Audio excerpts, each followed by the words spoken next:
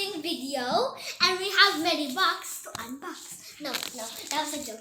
So, actually food and juice to unbox today. So let's start unboxing by starting untying.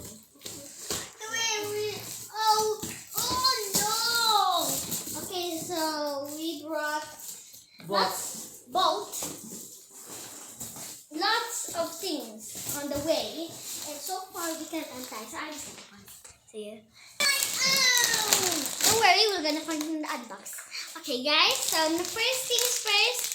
Ta-da! This is my favorite. It's the heart. I haven't tried this yet because this is new. Heart. And my eye. There, inside the So you wanna find this out? Find this out. Later, iput mo na lang muna doon.